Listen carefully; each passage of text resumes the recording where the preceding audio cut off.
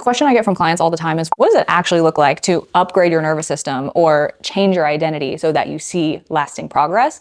Here's the real answer. It's not going to come from shouting affirmations in the mirror. It's not going to come from deluding yourself into thinking that you're something that you're not. And it's not going to come from some weird woo-woo breath work that you're going to do crying on the floor. Real nervous system and identity work is done in the tiny choices that you make every single day. We make over 30,000 decisions a day on average. And most of these are unconscious. But when we start to change our behavior or identify blocks in changing our behavior, how we actually think about making these decisions and what we choose to learn from our decisions rather than just judging ourselves for not being perfect is exactly how we rewire our brain, our nervous system, and our identity and becoming the version of ourselves that we're aiming to be. It all starts in creating clarity of who that best version of you is. And I don't just mean a weight on the scale. I mean, how does she carry herself in different situations that you handle every single day with food? How does she think of herself when she looks in the mirror? How does she handle having to pivot when things aren't going according to plan? How does she communicate and handle her boundaries? How does she show up at work? How does she show up as a parent, as a wife, as a girlfriend? And getting so hyper specific about who that version of you is and how that person interacts with the world. From there, you have your exact blueprint. This is 100% worth spending the time on, and it's not some woo-woo vision work. It's actually understanding who you want to become and learning how to embody that. Because from there, the choices that you need to make and what you need to do to become that version of yourself is clear. You just need to act in alignment with what that person would do. It's not going to be perfect, but every single time that you do, rewiring your nervous system looks like this. Celebrating the fact that you put a penny in the piggy bank of becoming that version of yourself by acting in alignment. And every time that you don't, instead of shaming yourself, judging yourself, or reinforcing the belief that you can't make it, asking yourself instead,